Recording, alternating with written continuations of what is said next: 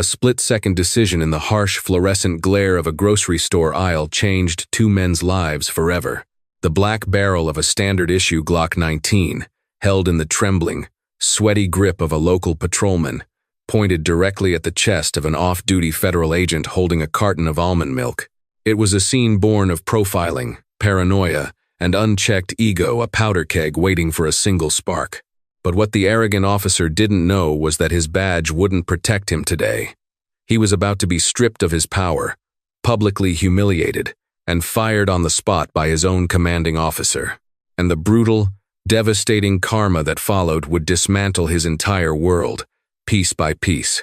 The automatic doors of the fresh fare supermarket slid open with a gentle whoosh, letting in the crisp autumn air. Terrence Franklin stepped inside, shaking the light drizzle from his dark wool coat. At 42, Terrence carried himself with a quiet, unassuming confidence. He was a man who noticed everything: the placement of the security cameras, the exits, the nervous teenager struggling to bag groceries at Register 3. It was an occupational hazard. As a senior special agent with the Federal Bureau of Investigation, specifically working out of the Violent Crimes Task Force, switching off wasn't entirely possible.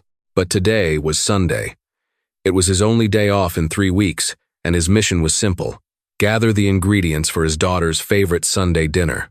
Terrence navigated a shopping cart with a squeaky front left wheel toward the produce section. He selected 3 ripe avocados, a bundle of cilantro, and a bag of limes. He wore an unbranded gray hoodie underneath his open coat, comfortable dark denim, and a pair of worn-in boots. Tucked neatly into an inside breast pocket was his leather credentials wallet, housing his gold shield. Holstered at his right hip, concealed entirely by the drape of his coat and hoodie, was his service weapon. 3 aisles over, a woman named Nancy watched him. She clutched her purse tightly against her chest, her eyes narrowed. Terrence had done absolutely nothing wrong. He was currently debating between organic and regular bell peppers. Yet, to Nancy, a tall, athletic black man wearing a hoodie in the upscale neighborhood of Westbridge was cause for alarm. She pulled out her phone, her thumb hovering over the keypad, and dialed non-emergency dispatch. "Yes, I'm at the fresh fare on Oakville Road," Nancy whispered into her phone, hiding behind a display of baked beans. "There is a suspicious man here. He's walking around, looking at people. He looks like he's hiding something under his coat. I think he might have a weapon." The dispatcher dutifully took down the description, coding the call as a potential suspicious person with a possible concealed weapon. It was a low-priority call, but the mention of a weapon triggered a standard patrol response. Cruising just 2 blocks away in his black-and-white cruiser was Officer Brent Davies. Brent was 31 years old, a 5-year veteran of the Westbridge Police Department, and a man whose disciplinary file was thick with excessive force complaints that had miraculously never stuck. Brent viewed himself as a sheepdog, the thin blue line protecting the innocent from the wolves. In reality, he was a hothead with a badge, a man who escalated situations to satisfy his own desperate need for authority. When the call came over the radio, Brent's pulse quickened. Suspicious male, possible weapon. He hit his lights but left the siren off, wanting the element of surprise. He swerved into the supermarket parking lot, tires squealing against the wet asphalt, and parked diagonally across 2 handicapped spaces near the entrance. Inside, Terrence had moved on to aisle 4 cereal and breakfast foods. He was scanning the shelves for the specific brand of honey granola his wife requested. The heavy thud of tactical boots hitting the linoleum floor echoed through the store. Brent Davies marched through the automatic doors, his hand already resting instinctively on the butt of his holstered Glock. He bypassed the registers, his eyes scanning the aisles until he spotted the gray hoodie in aisle 4. Terrence heard the boots before he saw the officer. His training kicked in, registering the aggressive, rapid cadence of the footsteps. He didn't turn immediately, not wanting to provoke whatever situation was unfolding behind him. "Hey, you! Turn around slowly," the voice barked out, loud enough to shatter the low hum of the supermarket refrigerators. Shoppers in the adjacent aisles froze. A mother pulled her toddler behind a display of paper towels. Terrence slowly turned around. He kept his hands visible, resting them lightly on the handle of his shopping cart. He took in the sight of Officer Brent Davies.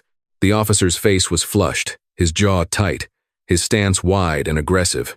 "Can I help you, officer?" Terrence asked, his voice calm, pitched low to de-escalate. He had dealt with panicked rookies and aggressive beat cops before. The key was to remain unthreatening. "Keep your hands where I can see them," Brent shouted, closing the distance until he was only 10 feet away. "We got a call about a suspicious individual matching your description. You carrying a weapon on you?" Terrence knew exactly how this was playing out. He knew the statistics, and he knew the reality of being a black man in America, facing down a nervous cop. He also knew he was legally armed and federally authorized to be so. "Officer, my name is Terrence Franklin. I am off duty," Terrence said, emphasizing the last two words carefully. "I am going to tell you exactly what I have on me, and then we are going to clear this up. I asked you a question. Are you armed?" Brent's hand unclipped the retention strap on his holster. "I am a federal agent," Terrence stated clearly, locking eyes with Brent. "I have my service weapon holstered on my right hip, and my credentials are in my inside left coat pocket." The words should have ended the encounter. They should have prompted Brent to ask for the credentials, verify them, and apologize for the misunderstanding. But Brent's adrenaline was spiking. He was suffering from auditory exclusion, a psychological phenomenon where high stress causes a person to tune out crucial information. All Brent processed was, "He has a weapon. Do not move," Brent screamed, drawing his weapon.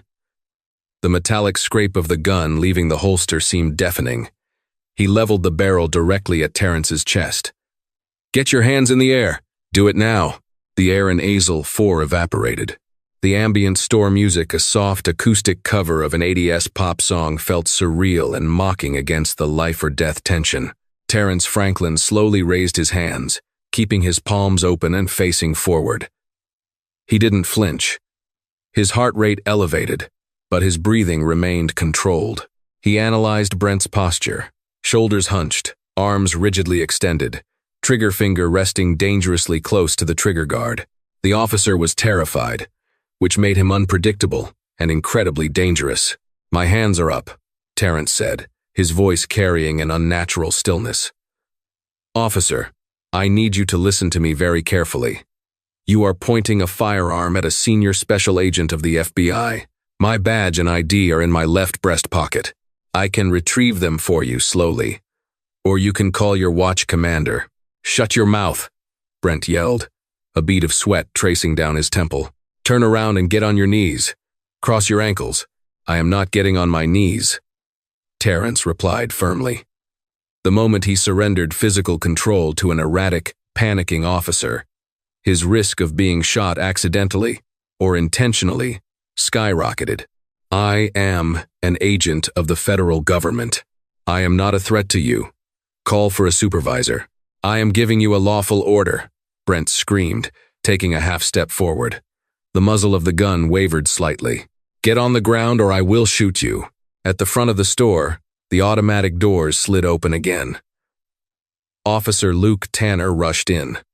Tanner was older, a seasoned veteran who was 2 years away from a quiet pension.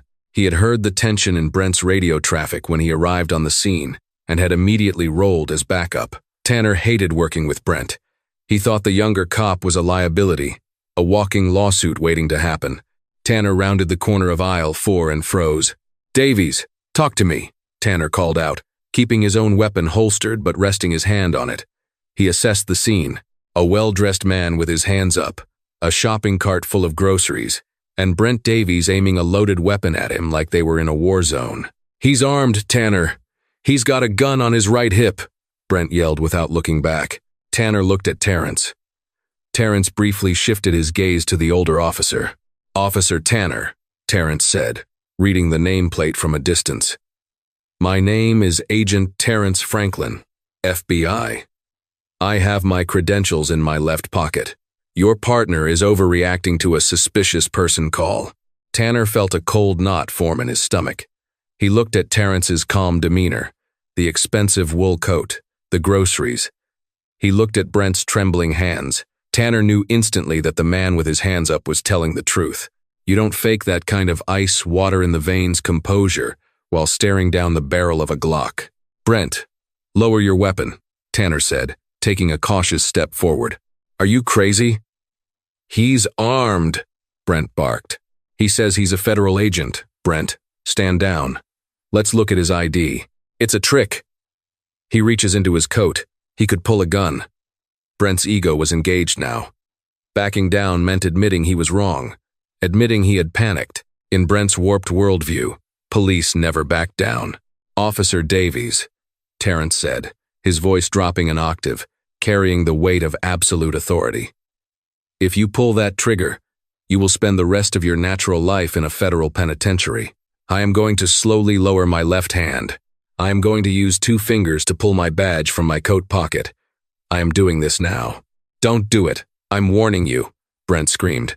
Brent, lower the damn gun, Tanner yelled, unholstering his own weapon and keeping it pointed safely at the floor at the low-ready position. The dynamic had shifted. Tanner was now preparing to intervene against his own colleague. Terrence moved with agonizing slowness. His left hand descended from the air, hovering near the lapel of his coat. Brent's finger slipped into the trigger guard. Tanner took a sharp breath, preparing to tackle Brent. With 2 fingers, Terrence pinched the leather of his credentials wallet and slowly drew it outward. He flipped it open. The harsh fluorescent lights of the supermarket caught the brilliant gold of the FBI shield. The bold, blue lettering of his identification card was unmistakable, even from 10 feet away. Tanner let out a massive breath of relief and immediately holstered his weapon. All right. He's clear. Brent, holster your weapon. Now. Brent stared at the gold shield. His brain struggled to process the reality of his monumental mistake.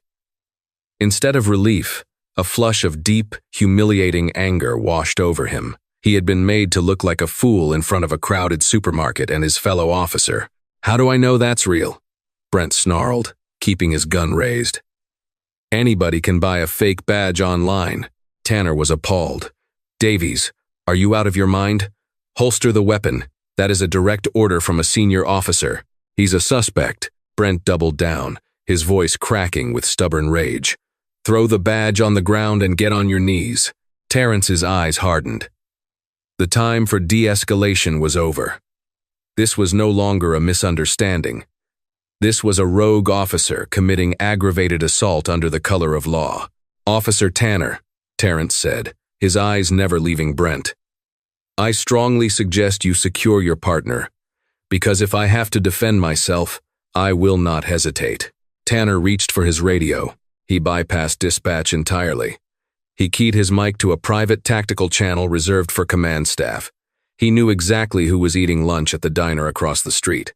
Chief Russo. Tanner spoke urgently into the mic. This is Tanner.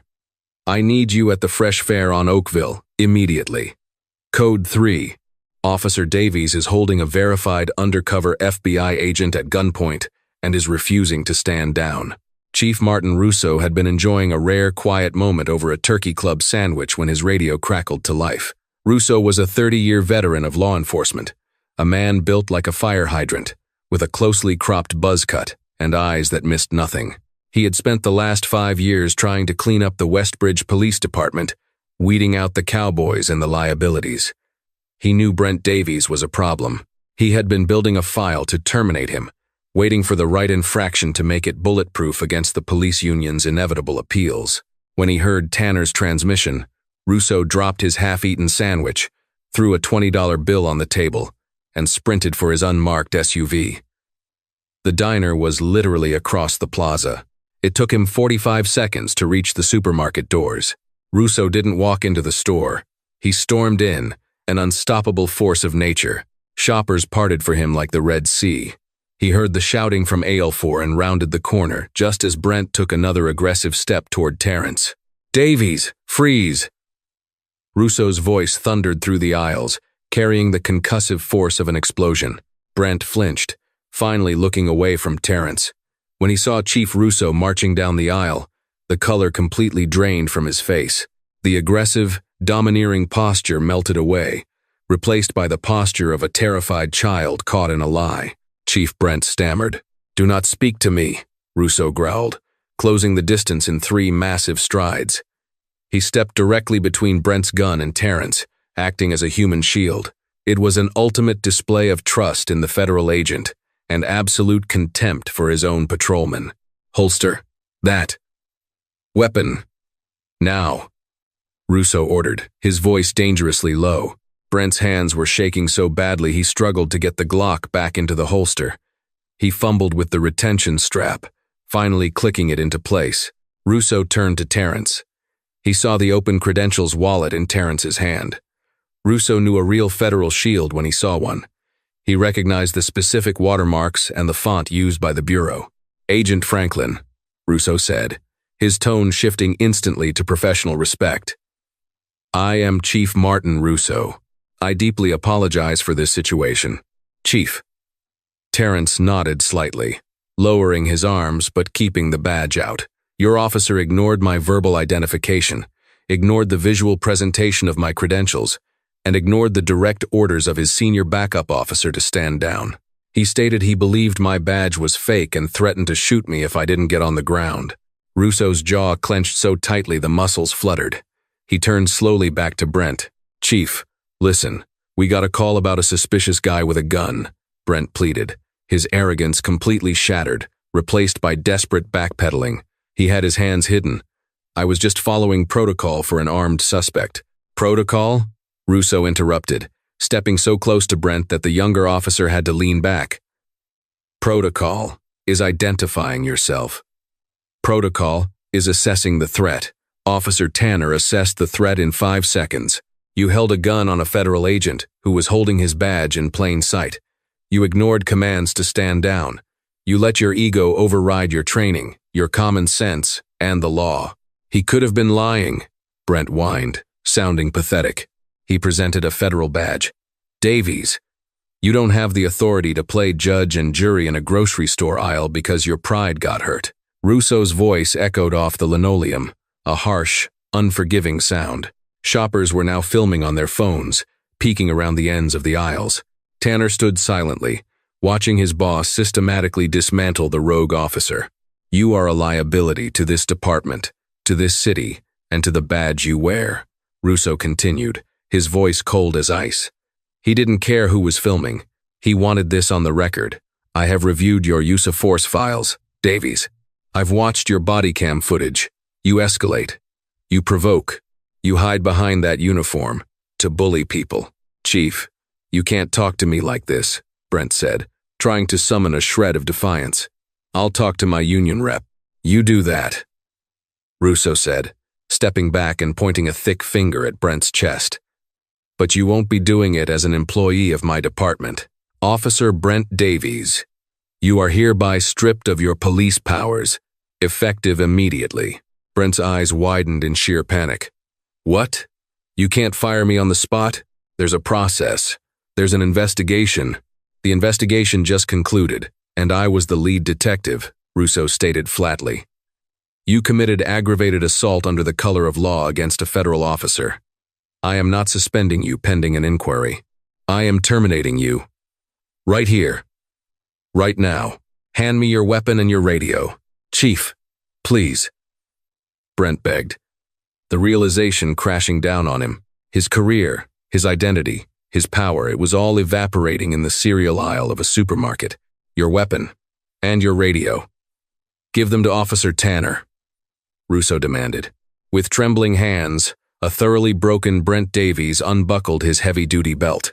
The clatter of the equipment being handed over to Tanner sounded like a death knell. Next came the badge. Brent unpinned it from his chest, his fingers clumsy, and handed the piece of metal over.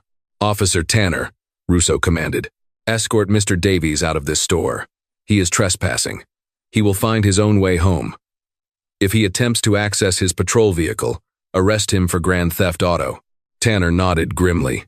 "Let's go, Brent." Brent looked around. Dozens of civilians were watching him. Phones were recording. The sheer humiliation of the moment was suffocating. He had walked in feeling like a god, demanding compliance at the barrel of a gun. Now, he was being marched out, stripped of his weapons and his dignity. Nothing more than an unemployed civilian who had just ruined his own life. As Brent was led away, head bowed, Russo turned back to Terrence. Agent Franklin, I know an apology doesn't fix this, Russo said quietly. If you intend to press federal civil rights charges against him, you will have my full cooperation and the complete transparency of this department. Terrence slid his badge back into his coat pocket. He looked at the spot where Brent had been standing, then back at the chief. I appreciate that, Chief Russo, Terrence said, his voice calm, but with an underlying edge of steel. I don't just intend to press charges. I am going to make sure that man never wears a uniform or carries a gun in this country ever again. Terrence turned his attention back to his shopping cart. He looked at the cereal boxes. Now, if you'll excuse me, I still have to finish grocery shopping for my family. The walk from the sliding glass doors of the Fresh Fare supermarket to the edge of the parking lot felt like a forced march through a gauntlet. Brent Davies, stripped of his gun, his radio, and the metal shield that had defined his entire adult identity, kept his eyes glued to the wet asphalt. He could feel the stares. He could hear the low murmur of shoppers, the harsh whispers, and the unmistakable click of smartphone cameras capturing his absolute disgrace. He didn't have his patrol car. Chief Russo had made good on his threat. Brent had to call a rideshare, standing in the cold drizzle for 14 agonizing minutes, wearing a police uniform, missing its badge, while a teenager in a beat-up Honda Civic eventually pulled up to drive him home. The moment Brent walked through the front door of his suburban split-level home, he grabbed his personal cell phone and dialed Gary Hammond. Gary was the senior representative for the local police union, a man known for aggressively defending cops no matter how egregious the complaint. Brent expected Gary to be outraged, to immediately draft a fiery press release condemning Chief Russo's lack of due process. Gary, it's Davies, Brent barked into the phone, pacing his living room. Russo just stripped me in public. He took my weapon. He fired me on the spot, over a misunderstanding with some guy at the grocery store. I need a lawyer. And I need the union to file a grievance immediately. There was a long, suffocating silence on the other end of the line. When Gary finally spoke, his voice lacked the usual bluster. It was cold and terrifyingly clinical. Brent, I've already seen the video, Gary said flatly. What video? It just happened 20 minutes ago. It's already on Twitter, Brent. 2 different angles from shoppers, plus the security feed from the store that someone leaked to the local news. The guy you drew down on? Terrence Franklin? He isn't just an FBI agent. He's a senior special agent with the Violent Crimes Task Force. He has friends at the Department of Justice who are currently ripping the roof off the mayor's office. He had a concealed weapon, Gary. I was following protocol. Brent shouted, desperation bleeding into his anger. Protocol? Gary sighed, a sound heavy with exhaustion. You ignored a verified gold shield. You ignored Officer Tanner's direct orders to stand down. You pointed a loaded firearm at a federal agent in a crowded supermarket. The union is not going to touch this, Brent. Brent froze. The room suddenly felt incredibly small. What do you mean you aren't going to touch this? I pay my dues. You have to represent me. We represent officers who make mistakes in the line of duty. Gary corrected him sharply. We don't represent rogue elements who commit aggravated assault under the color of law against federal personnel. Chief Russo has already forwarded your file to the district attorney, and the FBI is opening a federal civil rights investigation. You are toxic waste, Brent. If we back you, we lose all our leverage for the next contract negotiations. You are on your own. Do not call this number again. The line went dead. By 6 p.m. that evening, the story was the lead on every local news network, and it was rapidly climbing the national cycle. The headline across the bottom of the screen was damning. Rogue cop fired on the spot after holding off-duty FBI agent at gunpoint. Chief Martin Russo held a press conference on the steps of the precinct. He didn't offer the usual political doublespeak. He didn't ask for patience while an investigation unfolded. Russo stepped up to the podium, looking furious and resolute. Earlier today, an officer under my command violated the core tenets of our department, the law, and basic human decency. Russo boomed into the cluster of microphones. He profiled a shopper, escalated a non-violent situation, and drew a weapon on a verified, off-duty senior special agent of the FBI. Let me be unequivocally clear. The actions of Brent Davies do not represent the Westbridge Police Department. He was terminated immediately at the scene. His badge has been destroyed. We are cooperating fully with federal authorities to ensure he faces the maximum legal consequences for his actions. Brent watched the broadcast from his couch, nursing a glass of cheap whiskey, feeling the walls of his life closing in. He expected his phone to ring with supportive texts from his squad mates, the guys he drank with, the guys he swapped war stories with. The blue wall of silence was supposed to protect him, but his phone remained completely, agonizingly silent. The next morning, the real nightmare began. A sleek, black town car pulled into Brent's driveway. Two men in sharp suits stepped out. They weren't local detectives. They were internal affairs investigators from the Department of Justice, accompanied by a ruthless assistant United States attorney named Mitchell Wyatt. Wyatt had a reputation for hunting dirty cops with terrifying precision. They handed Brent a thick manila envelope. It was a federal indictment. He was being charged with deprivation of rights under color of law, a felony carrying a potential sentence of up to 10 years in federal prison. "You should get a lawyer, Mr. Davies," Prosecutor Wyatt said smoothly, adjusting his tie. "Though, given the video evidence and the sworn testimony of your former partner, Officer Tanner, I'd suggest you find one who specializes in plea deals." Tanner. The betrayal hit Brent like a physical blow. Officer Luke Tanner, a man he had ridden with for 2 years, had already flipped and testified against him before a grand jury. The brotherhood he had based his entire ego upon had evaporated in less than 24 hours, leaving him entirely exposed to the crushing weight of the federal justice system.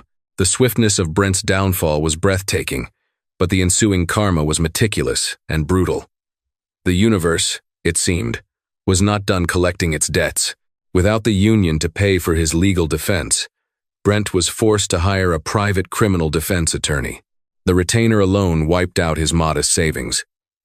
Within a month, he had to list his house for sale. The real estate market was cool, and to liquidate fast enough to pay his mounting legal bills, he had to sell it at a devastating 20% loss. Then came the collapse of his personal life. Brent had been engaged to a woman named Brenda, a pediatric nurse who had always turned a blind eye to Brent's aggressive tendencies, believing his stories that he was just keeping the streets safe. But the video from the fresh fare supermarket broke that illusion entirely. Brenda watched her fiancé scream at a calm, rational man, threatening his life over sheer ego. She saw the monster that the badge had allowed him to hide. 3 weeks after the incident, while Brent was meeting with his overpriced lawyer, Brenda packed all her belongings, left her engagement ring on the kitchen counter, and moved to another state without leaving a forwarding address. Brent was now broke, alone, and facing a federal trial. But he still clung to a toxic, delusional shred of pride. He convinced himself that he was a victim of a political witch hunt, that Terrence Franklin had baited him, and that a jury would surely see that he was just a cop, trying to be careful. He was wrong. The trial began 6 months later in a federal courthouse downtown. The prosecution's case, led by Mitchell Wyatt, was a masterclass in legal dismantling. Wyatt didn't just show the video, he broke it down frame by frame. He highlighted Terrence Franklin's de-escalation tactics versus Brent's unhinged aggression. When Agent Terrence Franklin took the stand, the courtroom fell dead silent. Terrence wore a tailored Navy suit, looking every bit the seasoned federal investigator. He didn't speak with anger. He spoke with cold, clinical facts. "I informed the defendant that I was an armed federal agent," Terrence testified, looking directly at the jury. "I slowly produced my credentials. The defendant looked at my badge, stated he believed it was fake, and threatened to shoot me if I did not kneel. At that moment, I realized I was not dealing with a rational law enforcement officer. I was dealing with an active threat to my life."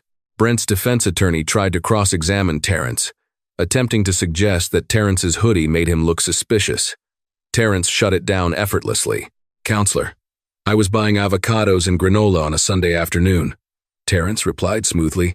If wearing a sweatshirt while buying groceries is the legal threshold for having a firearm pointed at your chest, then every citizen in this country is in grave danger from men like your client.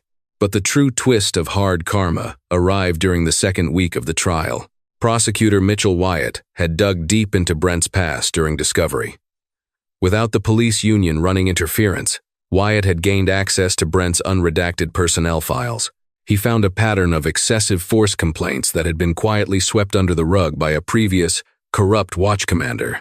Wyatt found a specific case from 3 years prior. A 19-year-old college student named Thomas Henderson had been pulled over by Brent for a broken taillight.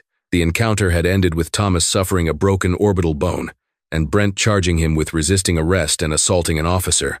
Thomas had lost his college scholarship and spent 6 months in county jail before the charges were mysteriously dropped due to lack of evidence. The federal trial regarding Agent Franklin suddenly became the catalyst that shattered the dam protecting Brent's past. Seeing Brent exposed and vulnerable on the national news, Thomas Henderson came forward. He contacted a high-profile, notoriously aggressive civil rights attorney named Stephen Abernathy. On a Tuesday afternoon, right as Brent's defense attorney was resting his incredibly weak case, Stephen Abernathy held a press conference on the courthouse steps. For years, Brent Davies used a police badge as a license to terrorize the citizens he swore to protect, Abernathy announced. Flanked by a nervous but resolute Thomas Henderson, the attack on Agent Franklin was not an isolated incident. It was the culmination of a career built on brutality.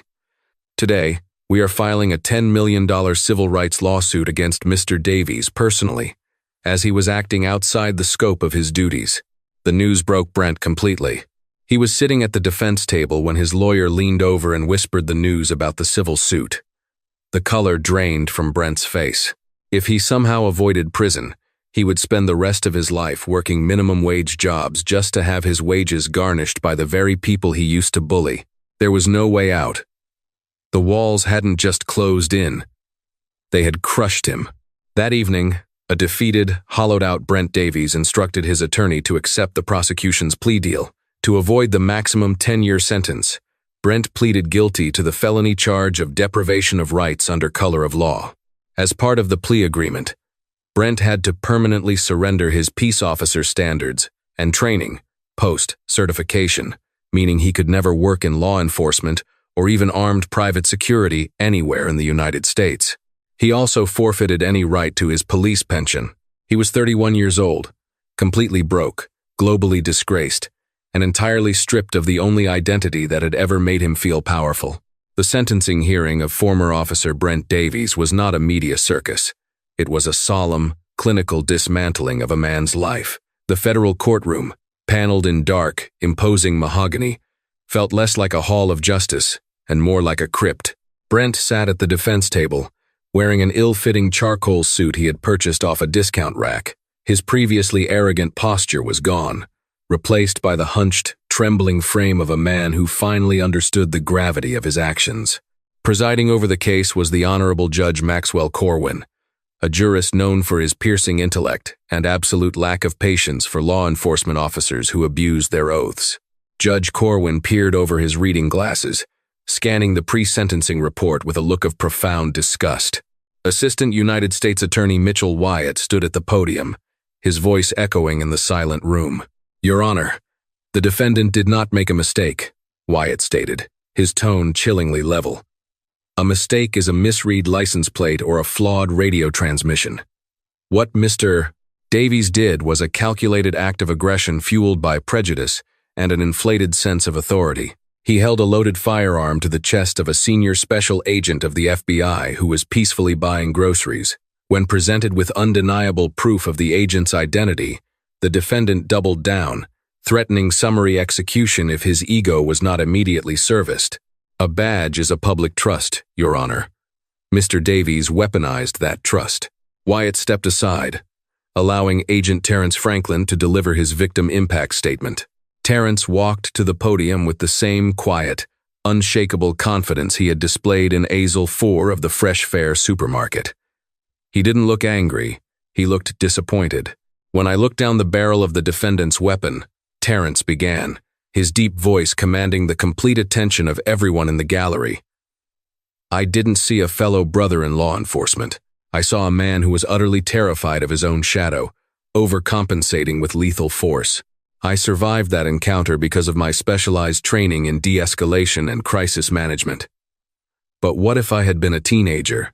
What if I had panicked? What if I was simply a civilian who couldn't maintain their composure while a screaming man pointed a gun at their heart? The defendant's actions that day were a tragedy waiting for a spark. He does not deserve the privilege of wearing a uniform, and he must answer for the terror he inflicted. Brent stared at his hands, his knuckles white. He waited for his attorney to offer a defense, but there was nothing left to say. The plea agreement was signed. All that remained was the judge's discretion on the exact length of the sentence. Judge Corwin leaned forward, clasping his hands together. The silence stretched for an agonizing 30 seconds before he spoke. Mr. Davies, in my 30 years on the bench, I have presided over cases involving cartels, organized crime syndicates, and violent felons, Judge Corwin said, his voice dropping to a gravelly register. But there is a unique, deeply corrosive evil in a police officer who uses the color of law to terrorize the innocent.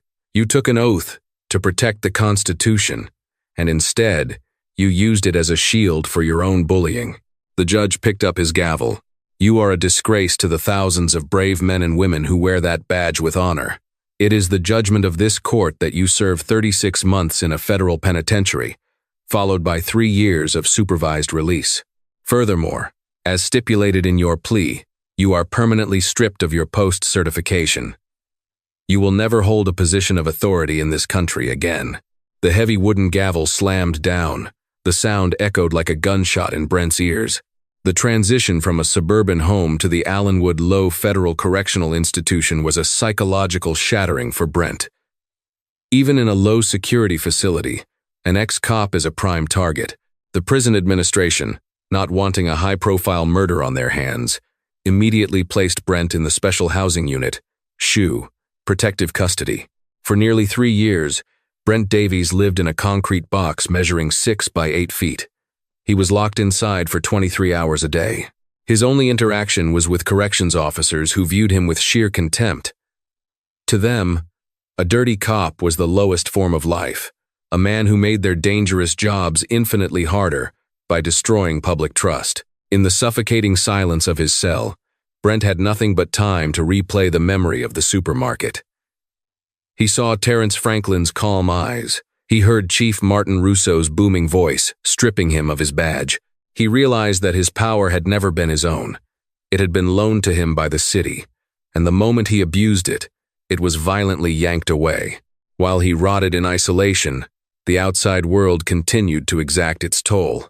The civil lawsuit filed by Stephen Abernathy on behalf of Thomas Henderson, the college student whose orbital bone Brent had broken years prior, progressed mercilessly. Because Brent was incarcerated and broke, he couldn't afford a defense. The civil court handed down a default judgment against him. The jury awarded Thomas Henderson $4.5 million in compensatory and punitive damages. Brent was a bankrupt inmate with a massive, insurmountable debt hanging over his head. The universe was meticulously balancing the scales. 32 months after he walked into a grocery store feeling like a god, Brent Davies walked out of the federal penitentiary as a ghost.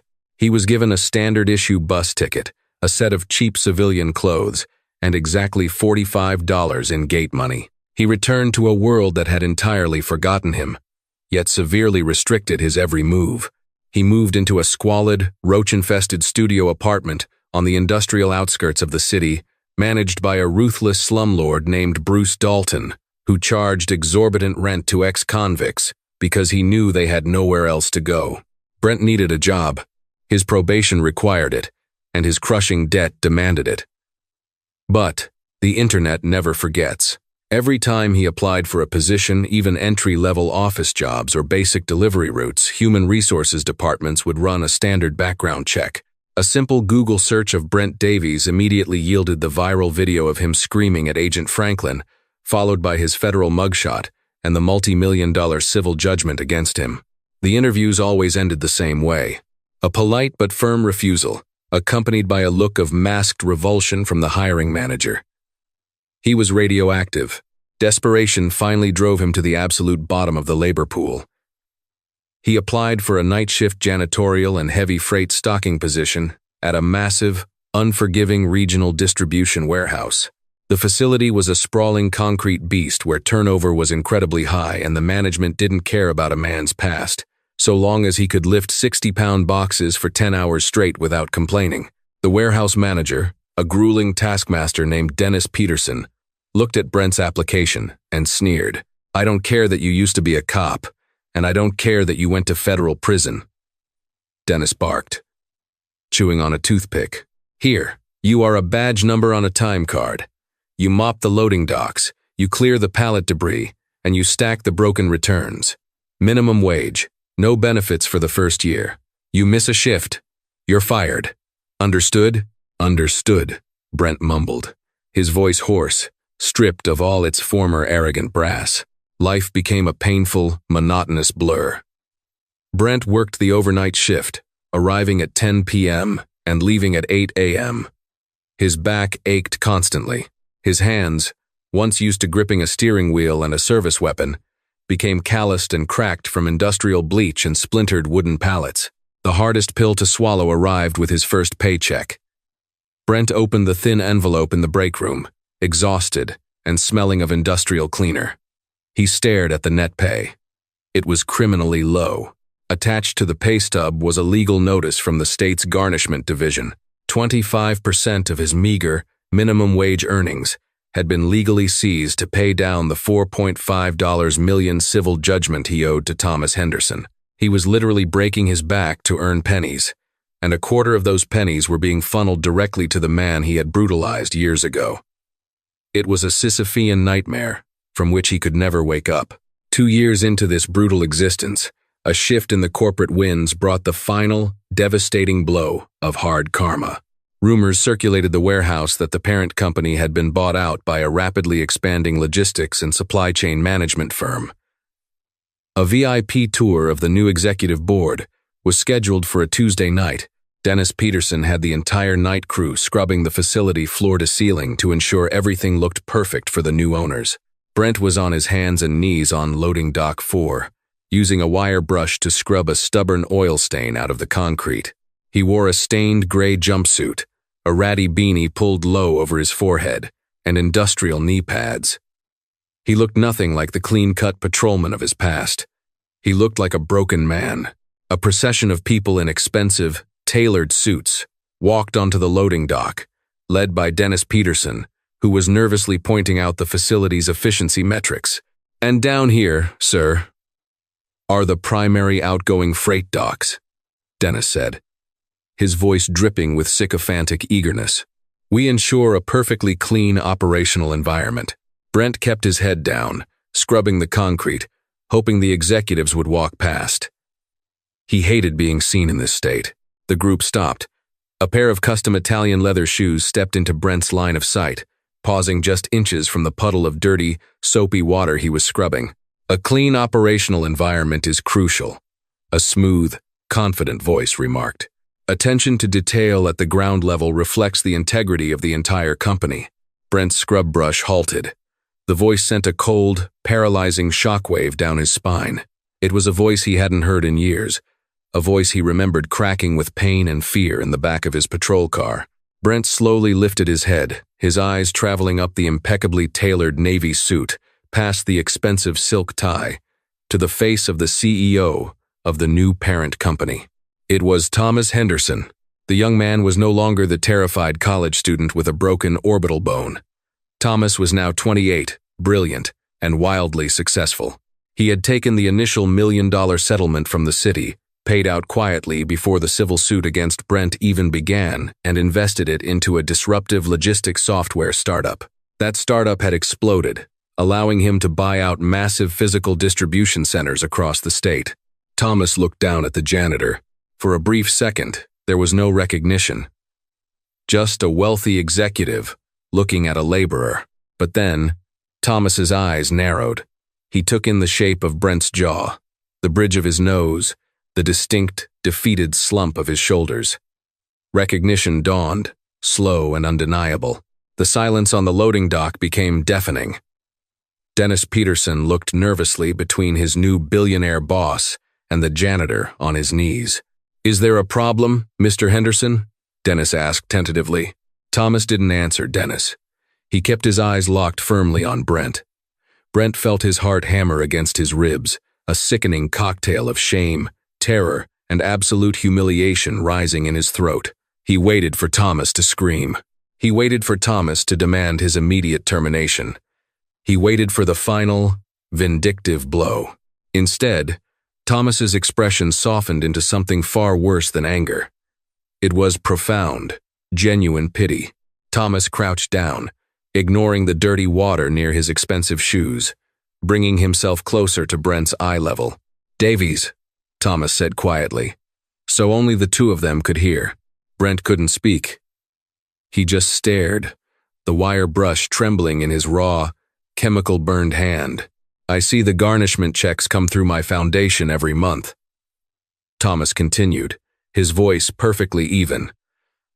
"I set up a scholarship fund with that money. It pays for the tuition of inner-city kids who want to study civil rights law. Your minimum wage checks bought a young woman her textbooks last semester." Brent felt a tear cut through the grime on his cheek. He had never felt so impossibly small. Thomas stood back up, adjusting his cuffs. He turned to the nervous warehouse manager. "Mr. Peterson," Thomas said, his voice returning to its executive cadence. "Yes, sir?" Dennis scrambled. "This man here," Thomas gestured to Brent. "Make sure he keeps his hours. Don't cut his shifts. He has a very important debt to pay to society, and I want to ensure he has every opportunity to work hard and pay it off. Keep him on the heaviest rotations." "Absolutely, Mr. Henderson." "Consider it done." Dennis nodded vigorously. Thomas looked back down at Brent one last time. There was no smirk, no arrogant gloating. There was simply the cold, undeniable reality of a world that had righted itself. "Keep scrubbing, Davies," Thomas said softly. "You missed a spot." Thomas turned and walked away, his entourage of executives following closely behind, their polished shoes clicking rhythmically against the pristine concrete. Brent Davies remained on his hands and knees. He didn't get up. He didn't rage against the injustice of it all, because there was no injustice left to fight. There was only the brutal, heavy, crushing weight of his own actions. He dipped his brush back into the dirty water, lowered his head, and began to scrub the floor of the man whose life he had once tried to destroy. The tragedy of Brent Davies was not born in a supermarket aisle, but in the quiet arrogance of a man who believed a piece of metal pinned to his chest made him unaccountable to the world. He weaponized fear, mistaking compliance for respect, and ultimately drew his weapon on the very justice system that empowered him. The universe operates on a pendulum. Those who push it with excessive cruelty will inevitably be struck down by its return. Brent lost his badge, his freedom, and his dignity, reduced to scrubbing floors to fund the very people he once oppressed. True authority is rooted in empathy and restraint, not in the barrel of a gun. When power is abused, karma does not merely punish it, entirely rewrites the narrative, ensuring the arrogant are brought to their knees to serve those they once sought to break.